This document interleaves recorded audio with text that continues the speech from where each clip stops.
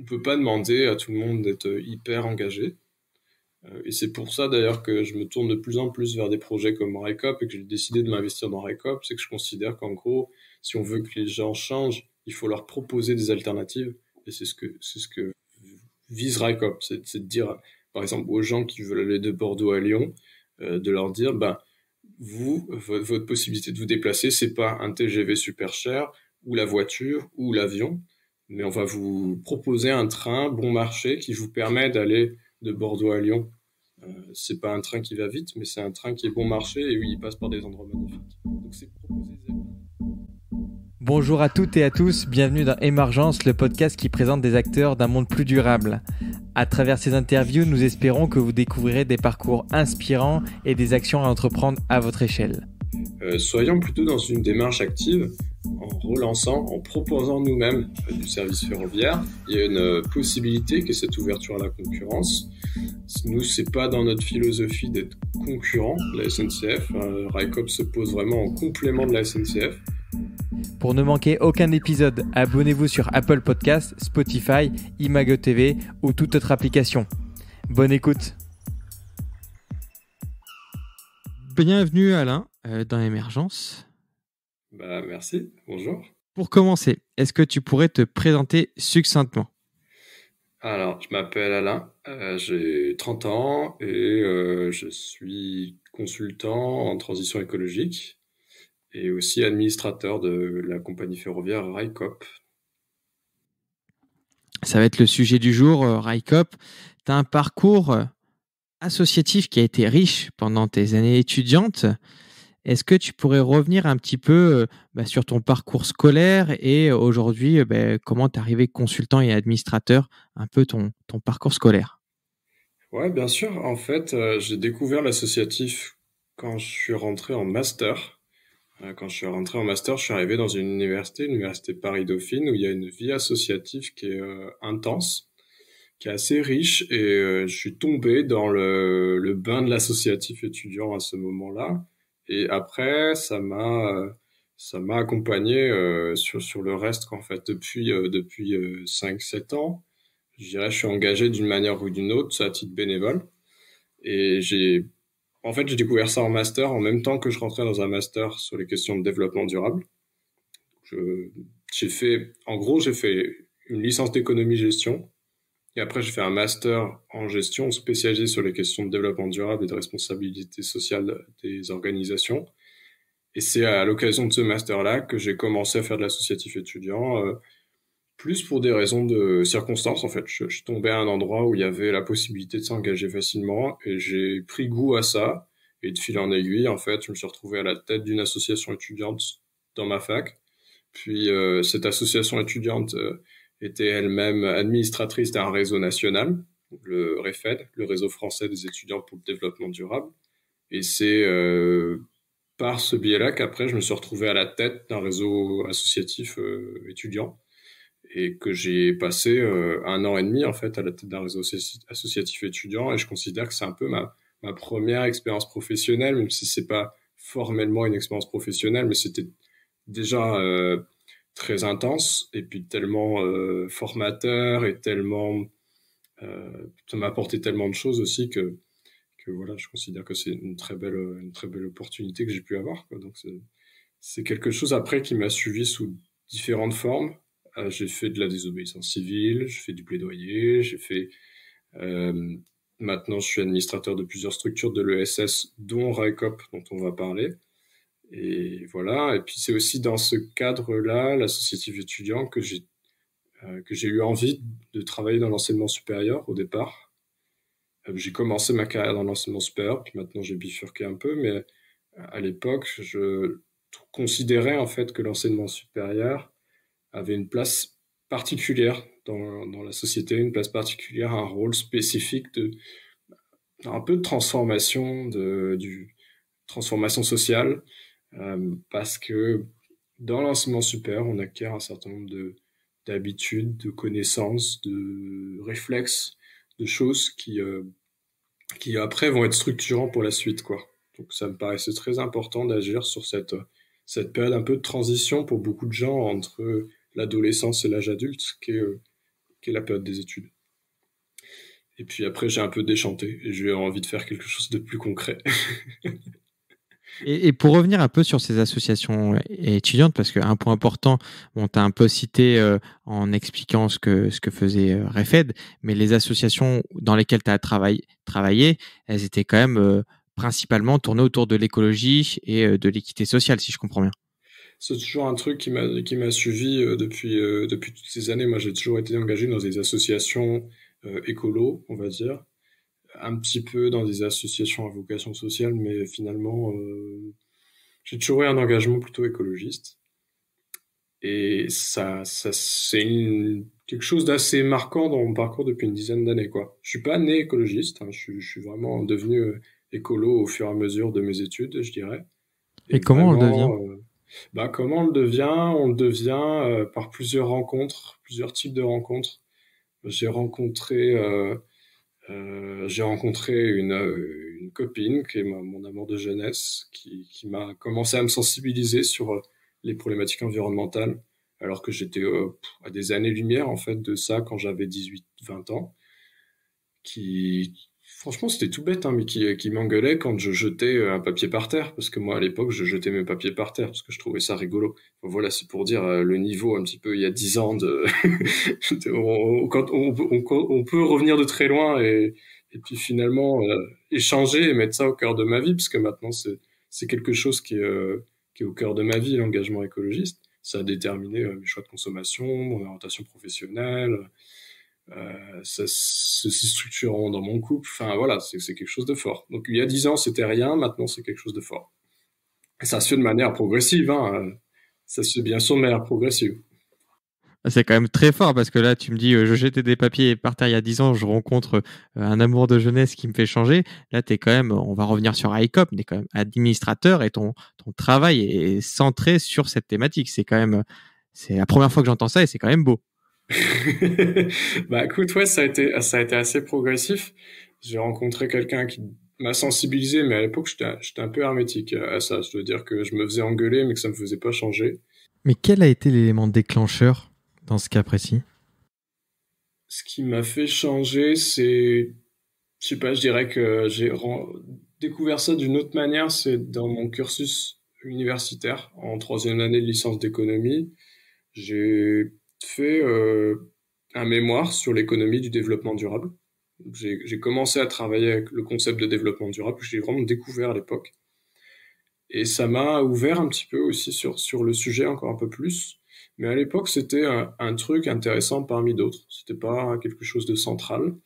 Je pense que ce qui a continué de m'ouvrir, c'est le fait d'avoir après fait le choix de faire une formation spécialisée là-dessus, en master, qui pareil, n'était pas un choix qui était gagné d'avance parce qu'en fait, j'étais pris dans plusieurs masters et j'ai choisi d'aller dans un master spécialisé sur les questions de développement durable, plus pour d'autres caractéristiques de ce master que spécifiquement pour la question du développement durable. Enfin, en gros, c'était un sujet qui m'intéressait, mais ce qui m'a fait choisir ce master, c'était plutôt qu'il était en anglais, que je pouvais partir à l'étranger, qu'il était dans une fac réputée. Enfin voilà, ça aurait été, je sais pas, un master de développement durable en français dans un truc inconnu et pas coté, je pense que j'y serais pas allé, tu vois.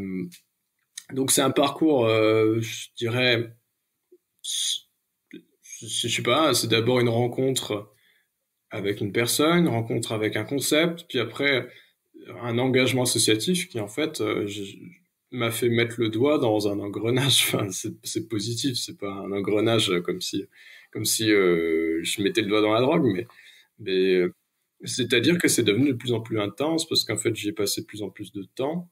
Puis, j'ai rencontré de nouvelles personnes, j'ai fait des nouveaux amis, je, j'ai changé dans mon mode de vie progressivement. Je me suis sensibilisé en côtoyant de nouvelles personnes et en fait en y prenant énormément de plaisir. Je pense que c'est ça qui fait changer aussi, hein. C'est le fait qu'on s'épanouit dans quelque chose qui fait qu'on a envie d'aller toujours plus loin.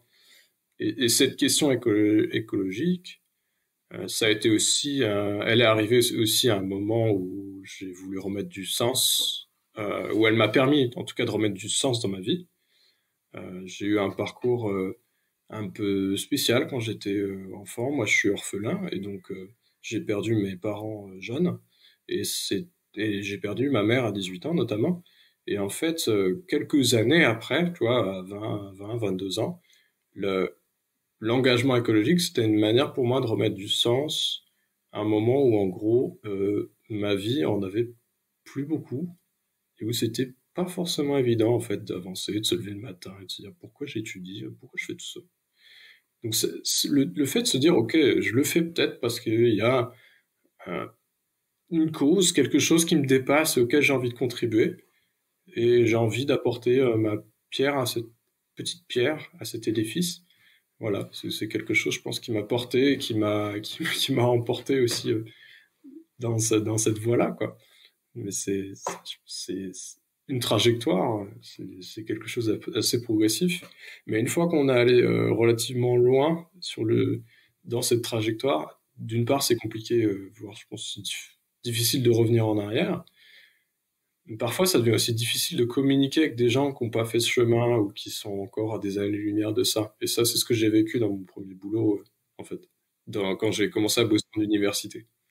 Et là, tu parles de tolérance. Toi qui partais de très loin, qui était à des années-lumière de tout ça, comment on fait pour être tolérant envers des personnes qui nous ressemblaient avant? Euh, c'est dur, c'est assez dur. Ça, c'est dur pour toi là, mais tu as été cette personne auparavant. Tu as quand même fait ce changement, mais c'est la tolérance, c'est quand même. Non, mais t'as bien raison. Je pense que, enfin, moi, j'essaie d'être. Enfin, en gros, je considère que les gens font ce qu'ils peuvent avec les possibilités qu'ils ont déjà. Avec les possibilités qu'ils ont. Et c'est de manière assez multiple, c'est-à-dire avec le temps qu'ils ont, avec les connaissances qu'ils ont, avec l'argent qu'ils ont. On peut pas demander à tout le monde d'être hyper engagé. Et c'est pour ça d'ailleurs que je me tourne de plus en plus vers des projets comme RICOP et que j'ai décidé de m'investir dans RICOP. C'est que je considère qu'en gros, si on veut que les gens changent, il faut leur proposer des alternatives.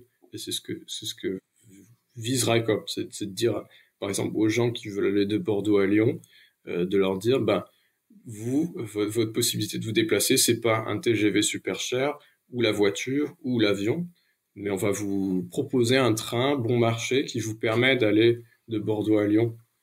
C'est pas un train qui va vite, mais c'est un train qui est bon marché et oui, il passe par des endroits magnifiques. Donc c'est de proposer des alternatives. Et pendant les premières années de ma carrière, moi j'ai surtout, en fait, me suis évertué à faire changer les gens en leur disant qu'il fallait changer, en leur montrant pourquoi il fallait changer, preuve à l'appui, chiffre à l'appui, en les aidant à s'organiser pour changer. Ça, c'est un peu le concept du conseil en développement durable. Finalement, c'est tu t'aides des organisations publiques, privées à s'organiser pour pouvoir changer. Mais parfois, je me disais, bon, en fait, s'ils rament, c'est qu'ils savent pas comment faire autrement, et c'est peut-être qu'ils peuvent pas faire autrement. Donc oui, je pense que vraiment, la tolérance et l'ouverture d'esprit, elle doit s'entretenir, et il faut comprendre un peu quelles sont les contraintes des autres, quoi. Moi, je comprends qu'il y ait des gens qui mangent pas bio parce qu'ils trouvent que c'est trop cher. Et en fait, je pense que l'effort à faire, il est de modifier la manière dont est organisé notre système agricole pour que le bio soit pas 10 fois plus cher que le non bio. Euh, pour ça que moi je crois beaucoup à des modifications du système plus qu'à des modifications individuelles. Je crois assez peu au discours de consommation, consommateur. Enfin, c'est un discours élitiste d'une frange de la société qui a envie de se distinguer du reste, quoi. Je trouve que c'est oublier beaucoup de monde qui a pas les moyens. Et les Gilets jaunes nous l'ont rappelé. Et c'était assez salutaire parce que ça, je pense, fait une prise de conscience chez pas mal de gens, dont moi. Hein. Je pense qu'il y a pas mal d'écolos dans mon cas qui se sont dit, ah bah oui, oh merde, en fait, il y a quand même pas mal de gens pour qui la voiture, en fait, il n'y a pas d'alternative. Et donc, si on continue de taxer de plus en plus le carburant, alors que ces gens-là, ils n'ont pas d'alternative, bah, ces gens-là, ils vont pas arrêter d'utiliser la voiture, ils vont juste être plus pauvres, ils vont juste rogner d'autres budgets pour pouvoir conserver leur moyen de locomotion, quoi. Parfaite transition avec le sujet du jour. Ouais, bah ouais. Qu'est-ce que Raikop? RACOP, c'est un truc un peu fou. C'est une coopérative qui veut faire rouler des trains. C'est un truc un peu fou parce que d'habitude, faire rouler des trains, c'est un truc très sérieux. Il faut beaucoup d'argent, et il faut être du métier. Et donc, c'est quelque chose qui, a priori, semble pas à la portée d'un collectif citoyen comme ce qu'est RACOP. Mais RACOP, c'est cette ambition-là. C'est de dire, nous, citoyens, on souhaite se réapproprier l'objet ferroviaire en faisant rouler des trains. Concrètement, hein, RACOP, c'est une compagnie ferroviaire. L'idée, c'est de faire rouler des trains de fret et de voyageurs, des trains de marchandises et de voyageurs, quoi. Et ce qui est intéressant, c'est qu'il y a un contexte, on va dire, économique et politique qui permet ça. Aujourd'hui, pour recontextualiser, le ferroviaire, il y a un monopole, c'est la SNCF. L'Europe autorise en fait la concurrence entre les différentes entreprises du chemin de fer. Et vous, Raikop, vous arrivez en tant qu'entreprise, mais une coopérative, c'est un peu différent. Ce sont les gens qui vont se réunir autour d'un projet et qui vont être sociétaires du projet, comme Enercop pour l'énergie. Et vous allez créer un service sur une ligne. Tu l'as cité tout à l'heure, ça va être Bordeaux-Lyon. Vous allez réhabiliter en fait le service, pas la ligne parce que c'est pas vous qui vous en occupez, mais le service qui aura sur la ligne, donc le train. Ah, effectivement, je pense que la référence à Enercop, elle est bonne parce que c'est vraiment, nous, c'est notre modèle en tout cas. On a envie de répliquer ce qu'a fait Enercop dans le secteur de l'énergie, dans le transport ferroviaire. Et puis c'est vrai que dans le ferroviaire, il faut distinguer en gros le réseau du service ferroviaire. Nous, on va pas du tout s'occuper du réseau, c'est-à-dire qu'on va rouler sur le réseau qui existe déjà. Par contre, on va rouler avec notre propre train, notre propre conducteur, et c'est les gens, des salariés RACOP qui sont dans les trains. Mais effectivement, nous, va proposer un service de train, quoi. Mais comment l'idée est venue des membres fondateurs? Parce que bon, c'est vrai que sur le papier, l'idée semble un peu farfelue. C'est assez complexe de faire rouler du train. Comment on se dit, ben voilà, on va réhabiliter une ligne qui est quand même historique, hein. Le Bordeaux-Lyon, c'est quelque chose d'historique sur le paysage français. Par où commence cette idée? C'est une idée qui est née dans le Lot. En gros, c'est une idée qui est née d'un petit collectif dans le Lot qui, euh, qui s'est dit, bon, enfin, d'après ce que j'ai compris, j'étais pas dans le collectif de départ, mais d'après ce que j'ai compris, qui s'est dit, d'habitude, nous, citoyens, on se défend, enfin, on est là pour défendre la fermeture de ligne, on est plutôt dans une posture défensive. Soyons plutôt dans une démarche active, en relançant, en proposant nous-mêmes du service ferroviaire. Il y a une possibilité qui est cette ouverture à la concurrence.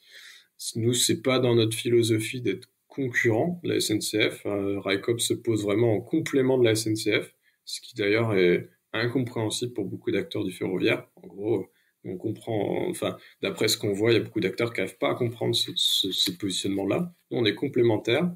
On va aller là où la SNCF ne peut plus aller compte tenu des contraintes auxquelles elle fait face. Donc sur le bord de Lyon, par exemple, c'est une ligne qui existe depuis plus de 5 ans, qui a existé avant pendant plus d'un siècle. Et c'est une ligne qu'on souhaite relancer parce qu'on considère qu'elle est viable en fait économiquement. Et elle est peut-être pas viable économiquement au niveau de rentabilité qu'espérerait la SNCF, mais nous, pour faire un service qui soit à l'équilibre économique, elle nous paraît tout à fait viable. Et donc c'est pour ça qu'on commence là-dessus. Et après, l'idée est d'aller sur d'autres services. Et puis ça, c'est pour la partie voyageur, mais je dirais, RACOP aussi, l'idée, c'est de proposer une alternative au transport routier de marchandises, donc de transport routier, faire en sorte qu'il y ait moins de camions sur les routes, faire en sorte, par exemple, que euh, qu'on remplace pas le train Perpignan-Rungis par une armée de camions. Enfin, on n'est pas positionné là-dessus, mais c'est pour donner cet exemple-là. Mais c'est un peu cette philosophie. C'est un très bon exemple. J'y pensais en plus, juste pour expliquer aux auditeurs, c'est qu'en fait, il y a un train qui faisait Perpignan-Paris qui amenait plein de fruits et légumes, plutôt de l'Espagne, si je dis pas de bêtises, et du sud de la France.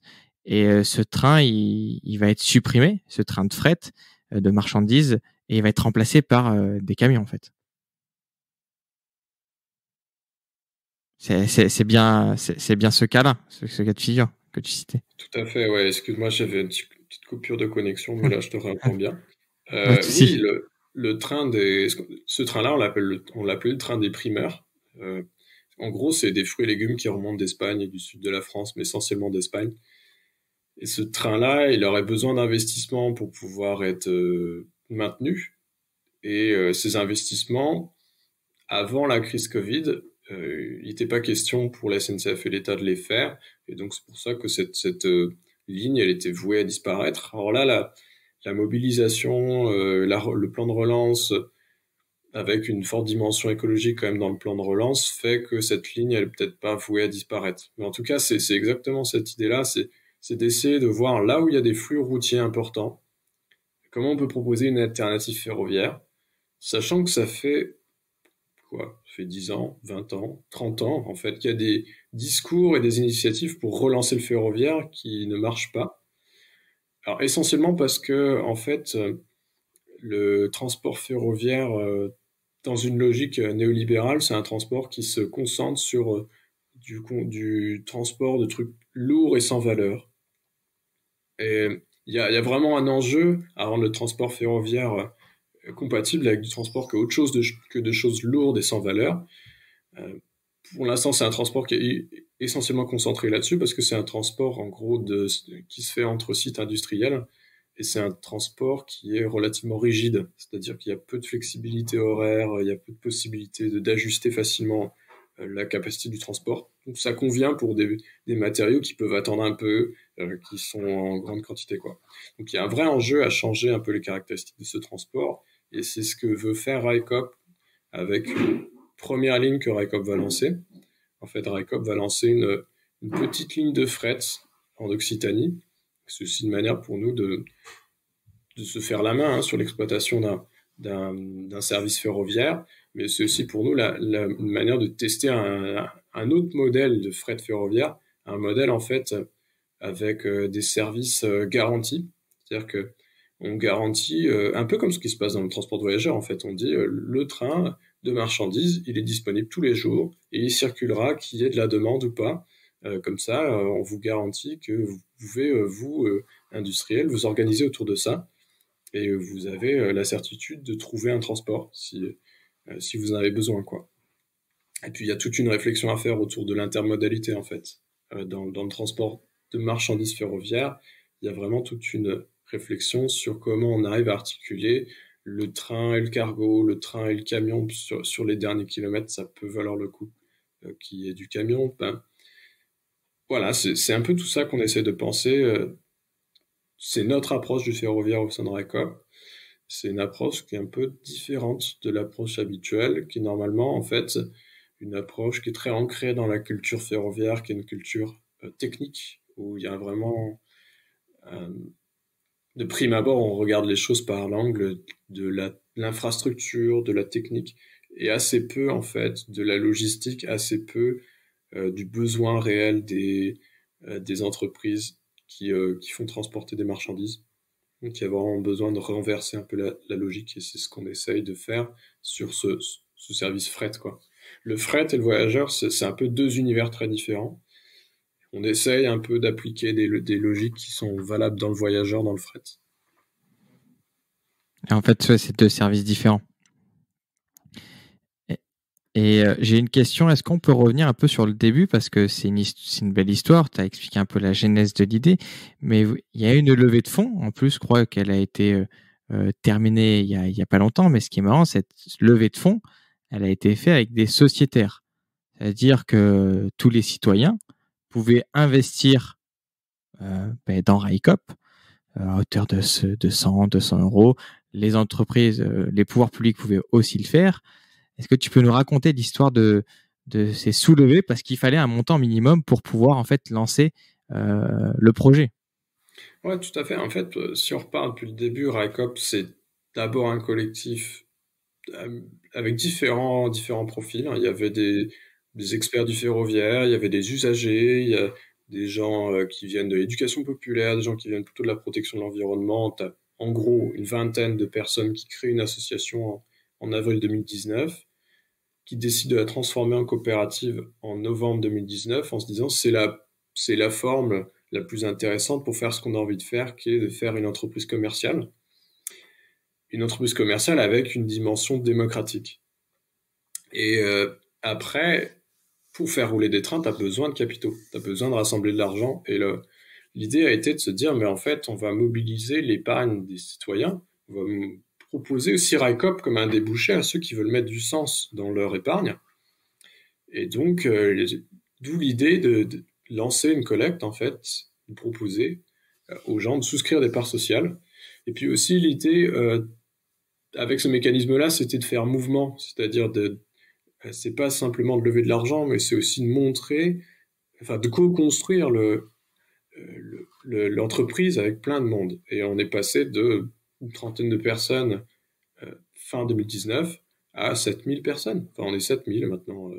7000 sociétaires avec chacun une voix, chacun ayant la possibilité de co-construire l'entreprise. Hein, je vais être honnête, je vais pas dire que tout le monde co-construit l'entreprise. C'est pas vrai. Hein, dans une coopérative, t'as une minorité active qui a vraiment envie de s'engager, et t'as une majorité de gens qui, en gros, apportent leur soutien financier et font confiance à ce qui se passe et ont pas le temps, mais c'est pas grave, c'est tout à fait respectable, hein, on peut pas s'engager partout. Mais voilà, en gros, c'est 7000 personnes qui ont rassemblé de l'argent et des collectivités aussi, ça c'est ce qui a été nouveau à partir de l'été 2020, c'est que des collectivités sont rentrées dans le bal et on dit, ah bah nous aussi ça nous intéresse vachement, on veut mettre de l'argent, on est prêt à vous soutenir pour revoir passer des trains sur notre territoire. Et c'est notamment des collectivités qui sont traversées par l'itinéraire Bordeaux-Lyon. On a des municipalités, on a des départements, des communautés de communes qui sont rentrées dans RICOP, et avec beaucoup d'enthousiasme en fait. Moi, c'est quelque chose qui me marque en fait dans RICOP, c'est l'enthousiasme que ça génère, l'enthousiasme de gens qui se disent nous qui sommes aux yeux de beaucoup de gens des territoires délaissés, la Creuse, la Corrèze, l'Allier, pour une fois, c'est pas une fermeture d'hôpital, c'est pas une fermeture de tribunal en fait qu'on nous amène, c'est quelque chose de positif, c'est un nouveau train, c'est quelque chose qui va nous reconnecter, c'est du service public supplémentaire. Et donc c'est quand même extrêmement fort et c'est puissant, et c'est ce que je sens moi dans tout cet enthousiasme. On a eu un reportage qui a été fait par une équipe d'envoyés spécial et qui est passé sur France 2, ça a été spectaculaire. L'effet que ça a produit a été spectaculaire. On a doublé le nombre de sociétaires en 48 heures, c'était fou. Mais ça montrait le potentiel du truc et ça a entretenu cet enthousiasme formidable. Cet enthousiasme, moi je le vois aussi hein, à l'intérieur. Les sociétaires les plus actifs, ils rayonnent de ça, quoi. Et on sent qu'il y a des gens, ils retrouvent du sens à ce qu'ils font à travers RICOP, quoi. C'est très beau à voir.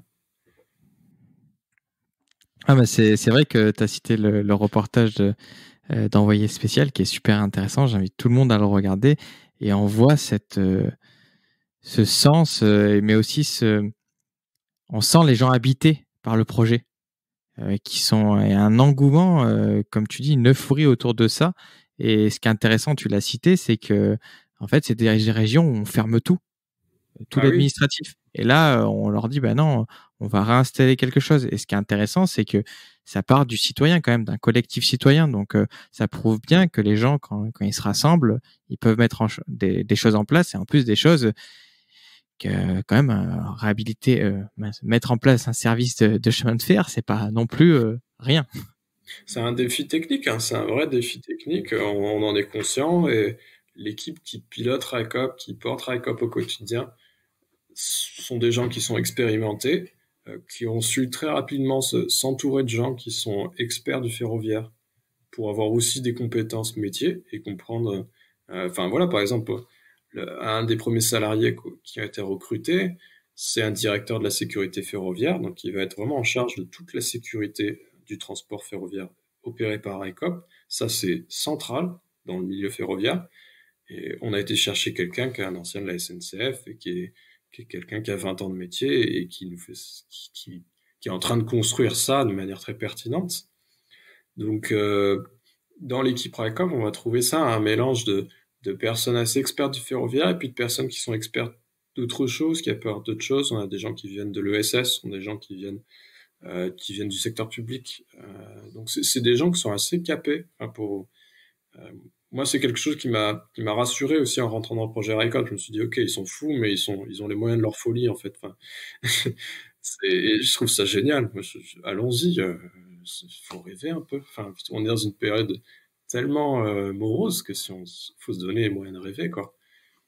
Et puis si on se c'est ambitieux. Si on se plante, ça va être la cata. Mais bon, faut essayer. Et moi, je pense pas qu'on va se planter. Je pense qu'on a les moyens de réussir et que ça va être super sympa. Et que ce que je souhaite aussi, c'est que RICOP soit un levier pour faire bouger la SNCF en tant que telle et bouger l'État, en fait. Enfin, si on en arrive là, c'est aussi parce qu'on a 30 ans de politique néolibérale, en fait, dans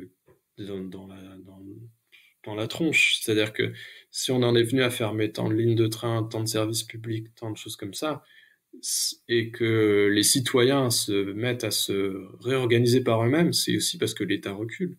Que l'État recule, que la SNCF recule, que d'autres logiques que celles du service public et de l'égalité des territoires se diffusent depuis les années 80, quoi. Donc, le renouveau des coopératives, comme celui que peut incarner RICOP, il est aussi le reflet de ça. Et ça, il faut en être conscient, de dire, on est là parce qu'en fait, on se ressaisit de choses dont l'État ne veut plus se saisir. Après, moi, je trouve que c'est pas forcément une mauvaise chose en soi. Je pense qu'il faut pas tout attendre de l'État. C'est vachement français de vouloir tout attendre de l'État et d'avoir une énorme confiance dans l'État. Je pense que l'État, ça peut être aussi un gros monstre et que c'est intéressant de se remobiliser au niveau local et de créer d'autres instances démocratiques que simplement l'instance étatique ou les collectivités territoriales. En fait, c'est intéressant d'avoir d'autres choses qui soient sous gestion démocratique et qui le soient d'une autre manière. Enfin, c'est pour ça que moi, le modèle coopératif, je le trouve très beau dans ça. C'est un modèle qui est plein de défis et c'est un modèle qui est aussi plein d'espoir ou plein de promesses. Ouais, ce qui est intéressant dans ce modèle, tu l'as dit tout à l'heure, c'est que chaque sociétaire a la même voix. Donc ça veut dire, moi je mets 100 euros dans RICOP et on va prendre, je sais pas, le département de la Creuse va mettre, je sais pas, 50 000 euros. On aura techniquement la même voix à peu près. Ouais, c'est ça. Alors, il y a une subtilité Oui. dans les SCIC, qui est le statut qu'on a, les sociétés coopératives d'intérêt collectif, c'est que tu as un principe de collège. Et c'est un peu contre-intuitif parce qu'en fait, quand on parle de coopérative, le slogan des coopératives, c'est une personne égale une voix. Et dans les SCIC, c'est en fait comme si tu avais une agrégation de plusieurs coopératives. Donc, en gros, tu as 5 collèges dans RICOP. Et chaque sociétaire est rattaché à un collège. Donc, tu as une voix dans ce collège. C'est vraiment une personne, une voix dans ce collège.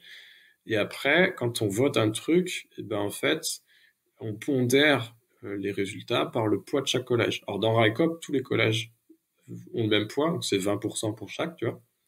Mais c'est vrai que tu as un peu des déséquilibres quand même, parce que tu as le collège, en gros, bénéficiaire personne physique, où tu as 7000 personnes. Et puis, tu as en face le collège collectivité territoriale où tu as une vingtaine de collectivités. Donc, techniquement, ces 20 collectivités ont le même poids dans les votes que les 7000 personnes. C'est la subtilité du fonctionnement en collège. Ah, en effet, ça doit pas être. Il faut que tout le monde aille dans le même sens, sinon il peut avoir des intérêts divergents. Et un point aussi qu'il faut citer, c'est que les gens qui sont sociétaires, l'argent qu'ils mettent au début, ils peuvent pas faire de bénéfices dessus. Ils peuvent pas sortir avec un 100 euros qui fait x5 au bout de 10 ans. Alors, non, enfin, oui et non. Alors, c'est sûr qu'il fera pas x5. Par contre, c'est possible de revaloriser le montant d'une part sociale. Il y a des coopératives qui font ça. Moi, je suis sociétaire de la foncière Habitat et Humanisme, qui fait du logement social. Et la foncière Habitat et Humanisme, sur les 5 dernières années, ils ont un peu revalorisé leur part. On a dû passer de 100 euros à 110 ou 100 à 105 en 5 ans. Donc c'est possible dans les coopératives. Après, oui, il faut pas venir investir dans une coopérative. Il faut pas le faire si on espère une plus-value. Il faut pas le faire si on espère des dividendes, parce que la distribution de dividendes est extrêmement contrainte dans les sociétés coopératives. Dans les sociétés coopératives, le principe de base, c'est on réinvestit le profit dans la structure. Et il y a statutairement, c'est très contraint. C'est-à-dire que il y a quasiment les 2 tiers du profit qui doivent être mis en réserve dans différentes réserves.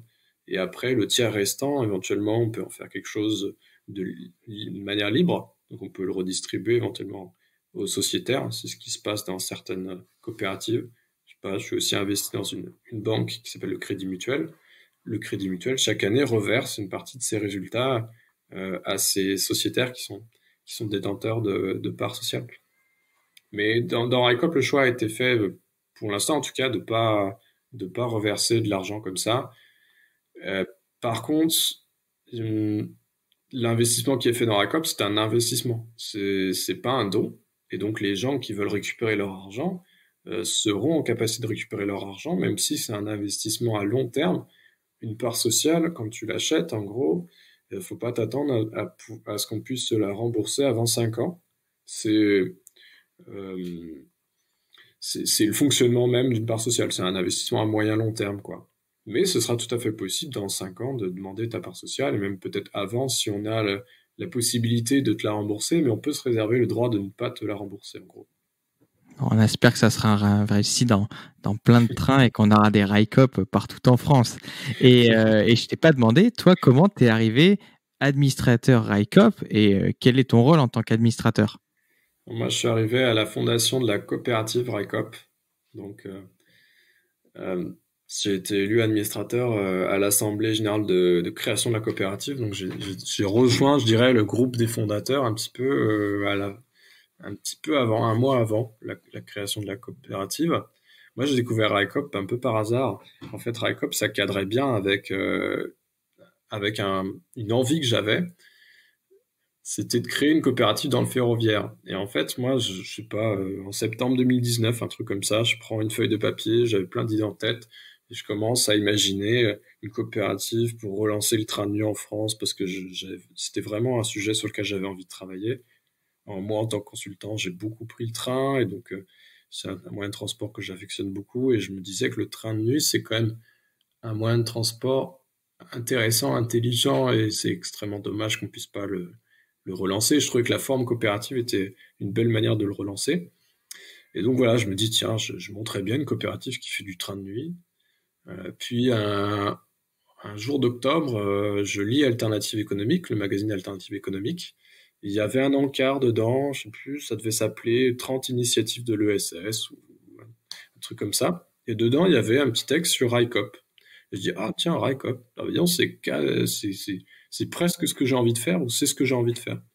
Et donc j'ai pris contact avec RICOP, et, et de fil en aiguille, en fait, rapidement, il s'est avéré que ouais, ça correspondait totalement à ce que j'avais envie de faire.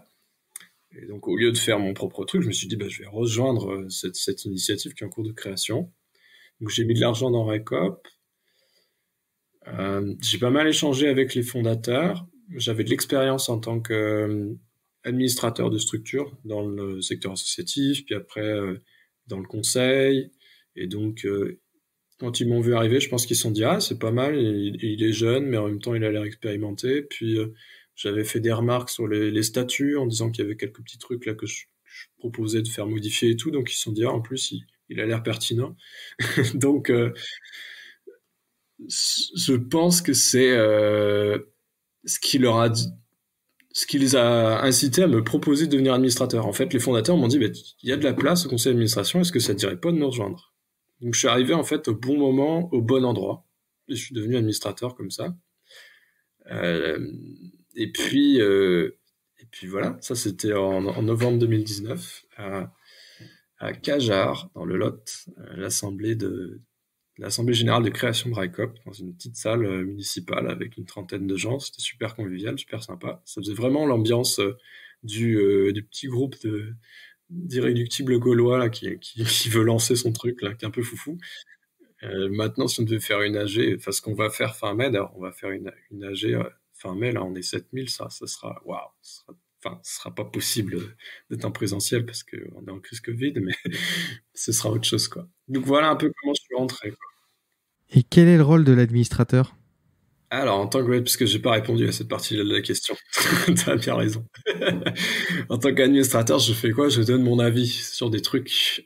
C'est essentiellement, enfin non, ça c'est une partie des prérogatives d'un administrateur. En fait, en tant qu'administrateur, je représente les sociétaires et je veille à ce que l'équipe opérationnelle de RICOP respecte bien les valeurs et le projet de la coopérative. Ça, c'est, on va dire, l'idée générale de ce qu'est un administrateur. Et après, concrètement, ça va être euh, donner mon avis, faire des propositions, émettre des remarques, etc. sur différents aspects, sur tous les aspects stratégiques de l'entreprise. Ça peut être, on a eu à se questionner sur les modèles de train, on a échangé récemment sur les prochaines lignes à lancer, on a débattu aussi du modèle d'affaires ou du business plan de l'entreprise. Enfin, ça peut être ces différents aspects. En tant qu'administrateur aussi, je participe à l'élaboration des règles de gouvernance, c'est-à-dire des modalités de prise de décision et de répartition du pouvoir au sein de RECOP. Donc, j'ai participé à l'élaboration du règlement intérieur, à la révision des statuts. C'est super intéressant, ça c'est comme si tu étais en train de créer des institutions, et j'ai trouvé ce travail très très intéressant à faire.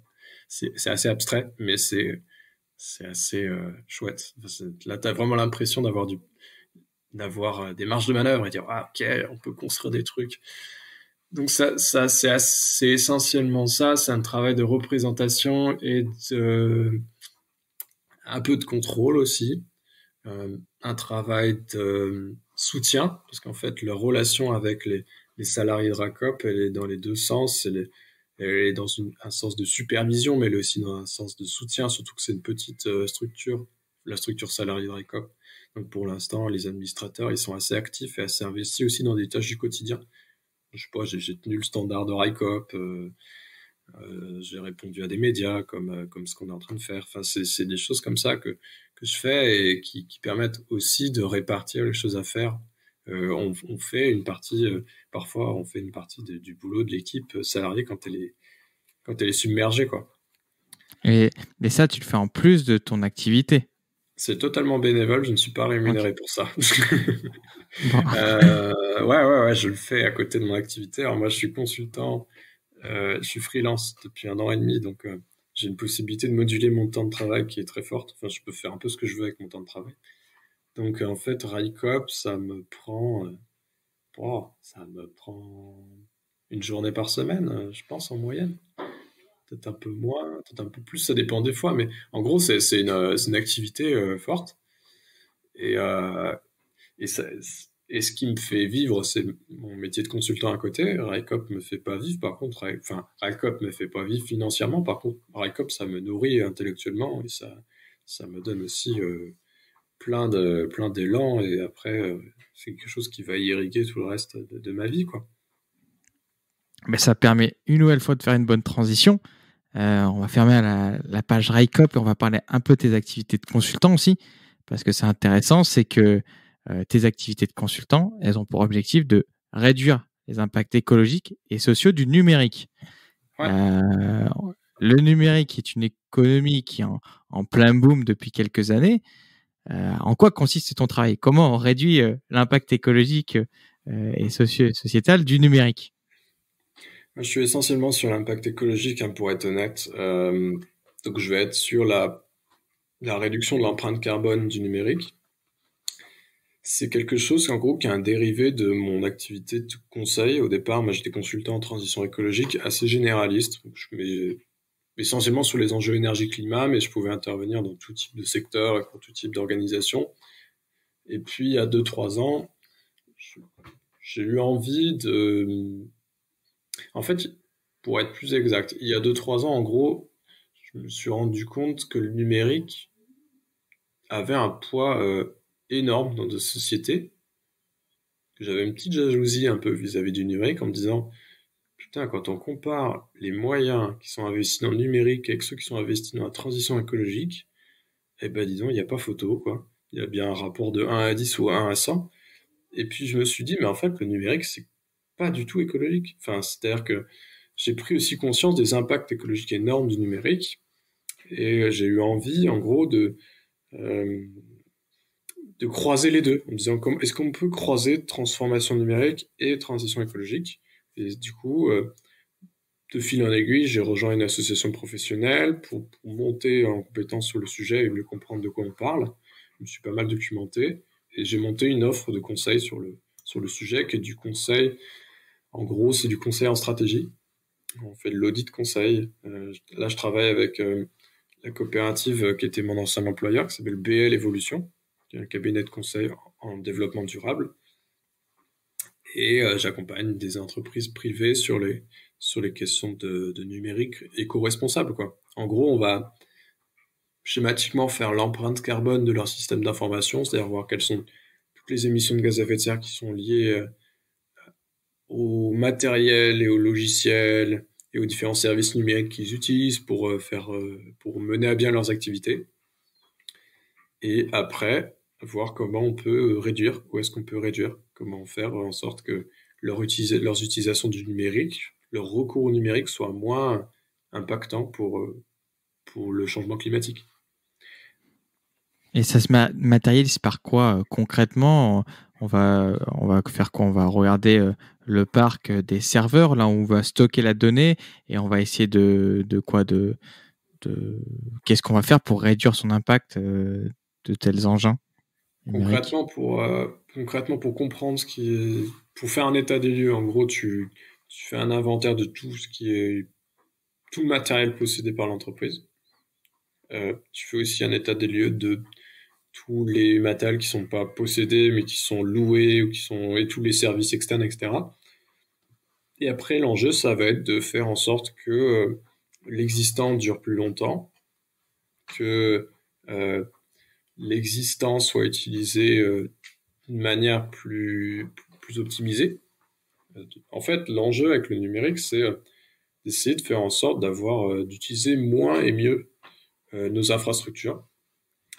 Ce qui est complètement à rebours de la dynamique dans le secteur du numérique, où on est toujours à utiliser plus.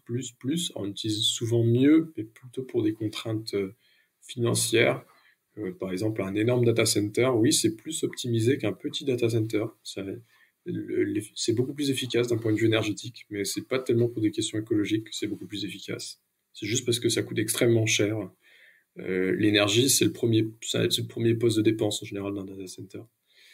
Donc c'est pour ça que c'est super optimisé. Donc voilà, en gros, ce qui est impactant dans le numérique, c'est le matériel, et le plus souvent, c'est la fabrication du matériel. Donc c'est en amont, je dirais, des entreprises pour lesquelles on intervient. Donc la problématique va être beaucoup sur les achats, acheter mieux, éventuellement acheter moins, et comment on fait en sorte que ce qu'on a déjà, on le fait durer. Donc en le réparant, en lui donnant une deuxième vie, en faisant de la maintenance, en l'utilisant un peu différemment, etc., quoi. On est un peu loin de effacer ses mails, quoi. Enfin, parce que c'est un peu la hype en ce moment de dire effacez vos mails pour se préserver la planète. On s'en fout en fait. En fait, effacer ses mails pour sauver la planète, enfin, effacer ses mails pour réduire son empreinte écologique, c'est un peu équivalent à trier ses gobelets, quoi. Ou arrêter d'utiliser une touillette quand on va à la machine à café. Enfin, c'est un peu comme si tu disais, bon, je vais consommer moins d'énergie dans mon logement, je vais faire le ménage, je vais passer l'aspirateur. Voilà, comme ça, mon logement, je vais utiliser moins d'énergie pour le chauffer. Ouais, ah, peut-être, c'est vrai que ça va avoir un impact infinitésimal, mais oui, c'est vrai que techniquement, j'imagine que s'il y a moins de poussière, tu chauffes moins. Oh, quoique. Oui, donc ouais, ce que tu es en train de dire, c'est que la source principale d'émissions de carbone, ça va être plus la partie hardware qu'on appelle, donc tout ce qui va être la partie qu'on voit pas trop, les gros meubles où on va stocker la donnée, c'est ça qui se consomme beaucoup et qui pollue beaucoup à la production de ces machines en fait. Bah, en fait, oui et non. Enfin, c'est-à-dire que tu as deux types d'impacts. Tu as les impacts qui sont très concentrés, genre les data centers. Ok, un data center, c'est un gros data center, c'est la consommation électrique d'une ville de plusieurs dizaines de milliers d'habitants. Voilà, ça c'est super Ah ouais, concentré. c'est Ouais, les data centers hyperscale ou les trucs comme ça, c'est c'est la consommation d'une petite ville, quoi, à lui tout seul. Ça, c'est un impact très concentré. C'est comme si tu disais, bah, en France, tu as 10 sites industriels les plus polluants, ils émettent 1 mégatonne de CO2 chacun. Ouais, c'est énorme. Mais à côté de ça, en fait, tu as un impact qui est super diffus, qu'en fait, celui qui est lié à tous les périphériques qu'on utilise. Et en gros, pour un serveur qui est dans un data center, tu vas avoir 2 à 300 périphériques qui vont se connecter dessus, 2 à 300 smartphones, ordinateurs, objets connectés, machin. Et finalement, l'impact cumulé de ces 2 à 300 objets, il est supérieur à celui du serveur, celui du data center en tant que tel. Donc, dans les impacts écologiques du numérique, ils sont euh, principalement du côté des utilisateurs. Après, tu as le réseau et le data center qui sont à peu près au même niveau, quoi. Mais, enfin voilà, c'est des univers assez différents, tu vois. Dans un data center, en fait, t'es dans une installation industrielle, donc tu peux optimiser et tout, tu peux repenser ton architecture, et ça, les gestionnaires de data center le font vachement, hein. Il y a plein de nouvelles technologies pour concentrer les machines, pour en utiliser moins. On a fait ce qu'on appelle la virtualisation pour essayer d'optimiser à fond, d'utiliser à fond les matériels. Et donc, si au lieu d'avoir 10 serveurs physiques, dont 2 qui tournent vraiment et 8 qui se tournent les pouces en permanence, et ben si tu arrives à virtualiser, tu arriveras à répartir toute la charge peut-être sur 4, et donc tu dis, ah bah il y en a 6 qui me servent plus à rien, je les bazarde. Donc ça, c'est le genre de trucs qui sont faits dans les data centers assez facilement. Du côté utilisateur, l'enjeu, c'est de faire durer et de freiner l'obsolescence programmée et de freiner le renouvellement effréné en fait des terminaux et la mise en place, la mise sur le marché de toujours plus de gadgets ou de trucs plus ou moins utiles. C'est une démarche de combat, c'est une démarche qui va à l'encontre du modèle économique des acteurs dominants, des GAFAM, hein, c'est des fabricants d'électronique. Donc c'est une démarche militante, engagée. Enfin, c'est une démarche engagée, quoi. C'est une démarche qui va à rebours, en tout cas, des intérêts économiques. Celle de dire, euh, il faut réemployer les terminaux, il faut qu'un smartphone, ça dure 5 ans et pas 2, ou pas 1 an. Et bien, en fait, ça, c'est tirer une balle dans le pied des fabricants. Donc, c'est se battre contre tous les efforts de marketing des fabricants. S'ils sortent un nouveau modèle tous les ans, c'est pour démoder le modèle qui existe et pour que les gens ils aient envie d'acheter le nouveau. Et une bonne initiative qui rejoint un peu ce que tu disais au début, hein. Il faut proposer un service, une alternative, c'est le Fairphone. Ouais, Qui complètement. permet c'est un téléphone qu'on peut acheter qui est modulable et on peut remplacer les pièces pour éviter justement cette obsolescence programmée des smartphones au bout de 1 ou 2 ans. Complètement. Non, mais c'est vrai que tu as raison de le souligner. C'est-à-dire que au-delà de la critique, c'est intéressant d'être dans l'alternative et il y a des initiatives super intéressantes dans le domaine du numérique. Il y a Fairphone pour pour les smartphones. Il y a Y pour les ordinateurs, qui est un fabricant d'ordinateurs suisse, je crois. Ça, c'est pour le neuf. Après, pour le reconditionné, bah, il y a plusieurs plateformes qui existent et il y en a une qui communique à outrance. Donc, je pense que c'est un nom que les auditeurs auront en tête. Il y en a une qui est plus intéressante d'un point de vue social, qui s'appelle Label Emmaüs, qui, euh, qui a le grand mérite de conjuguer reconditionnement et insertion des personnes éloignées de l'emploi, le secteur du... Ouais, Ils font sur le smartphone. ouais. Sur Label Emmaüs, tu peux t'acheter des smartphones assez facilement. Ouais, ouais. Ouais, ouais, ouais, il y a plein de trucs. Ce qui est intéressant avec leur conditionnement, c'est que c'est souvent pour l'instant, c'est encore souvent des acteurs de l'économie sociale et solidaire qui sont les reconditionneurs. Je dis pour l'instant parce que c'est un secteur qui est en mutation, et notamment chez l'acteur qui communique le plus, qui est en train de devenir une marketplace et qui en fait est en train de plus en plus de délocaliser le reconditionnement. Parce que comme c'est une opération qui est très intense en main-d'œuvre, bah, en fait, économiquement, elle a vocation à suivre les mêmes routes que la fabrication initiale, quoi. C'est-à-dire que le reconditionnement, si on est purement dans une logique économique, il va se faire en Asie du Sud-Est, dans des pays à bas coût, parce que c'est là où la main-d'œuvre est la moins chère, et en plus, il y a les infrastructures pour faire de l'électronique, donc c'est intéressant, quoi. D'un point de vue purement économique, hein.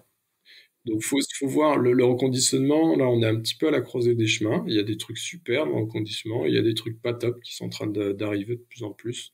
Donc, je pense qu'il va falloir qu'il y ait un label ou un truc qui existe pour essayer de faire le tri entre tout le monde, là, parce que il y a des reconditionneurs qui sont en train de devenir un peu complètement bullshit, quoi. On va arriver dans les dernières questions. Qu'est-ce que tu aimes, pas dans ton travail, mais dans tes travaux, vu que tu en as plusieurs? Ah, ce que j'aime le plus, c'est la diversité, je sais pas. Ouais, c'est la diversité des choses que j'ai à faire, et c'est la sensation d'avoir des marges de manœuvre pour faire quelque chose. Pas juste de brasser de l'air, quoi. Ah, je savais pas comment te la poser cette question, mais vu que tu m'as tendu la perche, on a déjà un peu parlé. Quel conseil donnerais-tu pour acheter un smartphone reconditionné ou un ordinateur? Je pense que la première question à se poser, c'est pourquoi je veux acheter ce truc. Je pense avant même d'acheter, la question, il faut, à mon avis, bien poser le besoin et de se dire, ok, pourquoi je veux un smartphone? Pourquoi j'aimerais acheter un smartphone reconditionné? Est-ce que c'est parce que celui que j'ai ne marche plus? Est-ce que c'est parce que j'ai envie de le changer, parce que j'ai envie d'avoir un truc dernier cri, mais que j'ai envie de me sentir un peu moins coupable? Ou est-ce que c'est parce que j'ai envie de défendre un modèle, un truc? Enfin, il n'y a pas forcément de bonne réponse, hein, mais c'est déjà se questionner sur ça. Et puis après, à mon avis, euh, investir dans un truc qui dure. Je pense que si on cherche un téléphone, un smartphone, vaut mieux investir dans un truc, a priori, et parier sur un truc sur lequel on se dit ça va durer dans le temps, parce que c'est plutôt solide, parce que c'est pas le truc qui va être obsolète au point de vue de logiciel tout de suite non plus. Et faire gaffe aussi à où on l'achète, et notamment sur les plateformes type Black Market ou type Eurocommerce. Regardez si c'est vraiment eux qui reconditionnent ou si c'est pas un partenaire, en gros un sous-traitant, qui reconditionne, et du coup creuser un peu, parce que là on commence à avoir des trucs pas chouettes là-dedans. Donc en gros, si je être sûr que j'ai vraiment besoin d'un truc de ce téléphone, euh, regarder, investir dans un modèle qui va durer, et regarder qui est-ce qui le reconditionne et où et dans quelles conditions. Et dans ce cas-là, essayer de faire en sorte que ce soit une entreprise d'insertion ou une entreprise adaptée. Comme ça permet de donner du travail à des personnes qui sont éloignées de l'emploi ou à des personnes en situation de handicap. Et c'est chouette, quoi. Quel livre ou ressources conseillerais-tu à nos auditeurs et auditrices? Sur le train, moi j'ai lu une BD récemment qui est très chouette, qui s'appelle Un train d'enfer. Un train d'enfer, c'est une enquête sur la SNCF et la privatisation du rail, qui a été faite par Erwan et Gwenaël Manak. Franchement, ça se lit très bien, c'est bien documenté. Moi, j'ai appris pas mal de choses en lisant ça.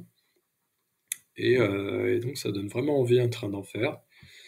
Et puis, j'ai découvert aussi un petit bouquin il n'y a pas longtemps. C'est un petit bouquin de la dessinatrice Emma, qui s'appelle Un autre regard. Il y en a plusieurs tomes. Moi, j'avais lu le deuxième tome. Et Un autre regard, c'est une BD qui en gros, propose un regard décalé sur notre société. C'est une BD qui se passe dans un monde, enfin dans une société en gros où tout le monde vit à poil et il y a une minorité qui décide de mettre des sous-vêtements. Et du coup, la majorité qui vit à poil juge complètement cette minorité qui met des sous-vêtements et il y a des scènes assez cocasses où la fille se fait arracher son soutif par sa prof au lycée, etc. Enfin, en tout cas, ça permet de décaler le regard pour se questionner aussi sur des questions de société en disant ah oui, effectivement, tiens, mais ce qui nous paraît complètement banal ou normal, c'est une construction sociale. Et si on renverse la situation, ok, ça questionne, ouais, effectivement.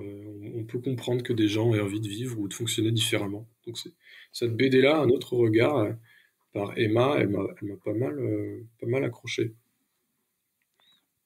Et qui aimerais-tu écouter dans ce podcast? Pas mal de monde, mais... Ah bah, cite-en plein, moi on est contacteur. Je sais pas, non, moi il y a quelqu'un que j'aimerais bien écouter, c'est Guillaume Martin, qui est un collègue de BL Evolution qui est très engagé sur les questions de transport aussi, mais sur le vélo, et qui cherche à développer le vélo à travers la France, notamment en accompagnement des collectivités là-dessus. Donc je pense que Guillaume, ça me ferait très plaisir de l'entendre. J'aimerais bien entendre justement la dessinatrice Emma, ça serait cool d'avoir. Surtout, j'ai vu qu'elle a écrit sur le changement climatique, elle a fait un autre regard sur le climat. Du coup, ça je trouverais ça chouette d'avoir et de croiser un peu les sujets. Et puis, c'est tout ce qui me vient à la tête en fait. Je pensais que j'en avais plus en tête. C'est déjà pas mal. C'est ces deux personnes. Tu m'as pas donné des challenges impossibles comme Pierre Rabhi ou tous les grands noms. Non, parce que on les a déjà entendus 20 000 fois. Exactement. Je vais pas te dire, il faudrait que tu interroges Jean Covici. Non, c'est bon. Tu vas sur YouTube, tu vois son Thinkerview et c'est bon, quoi. Exactement. Mais c'est bien, justement. En plus, avec ces deux thématiques qui sont très intéressantes, on va s'empresser de les contacter. Et la dernière des questions, c'est où c'est qu'on peut retrouver Raikop, qui était le sujet du jour, et où c'est qu'on peut, toi, te retrouver si on a des questions. Alors moi, me retrouver, je pense que le plus simple, c'est de me contacter par mail à l'adresse alain@bl-evolution.com, qui est mon adresse pro et qui est une boîte que je consulte très souvent. Et pour retrouver Raikop, il y a le site internet de Raikop, raikop.fr, et les réseaux sociaux. Raikop est sur Facebook, Twitter et je crois même sur Instagram. Je suis pas très réseaux sociaux, mais il me semble que Raikop est sur Instagram aussi. Je confirme. En tout cas, merci pour cet échange. C'était super intéressant. Là, on a appris plein de choses. On n'a pas fait que du Raikop, on a appris plein de choses sur les data centers aussi et sur ton parcours. C'était très enrichissant. Et bon courage pour ce beau projet parce qu'il va y avoir du travail. Et on te dit à bientôt. Merci, avec plaisir. C'était très sympa d'échanger avec toi et bon courage aussi pour toi pour la suite. Merci beaucoup. Si vous avez apprécié cette interview, faites-le savoir à notre invité sur les réseaux sociaux. Vous trouverez les liens sur notre site internet emergence.co, ainsi que toutes les ressources pour approfondir le sujet. Et si vous voulez nous donner un petit coup de pouce, rien de plus simple, vous pouvez mettre un 5 étoiles sur Apple Podcast, vous abonner à l'émission sur les plateformes d'écoute ou partager l'épisode dans votre entourage. Et pour ne manquer vraiment aucune actualité, vous pouvez nous suivre sur notre Instagram ou notre compte Facebook. Nous tenons également à remercier Bertrand Jacquet pour la création de la musique du générique. À dans 2 semaines pour le prochain épisode. Bye bye.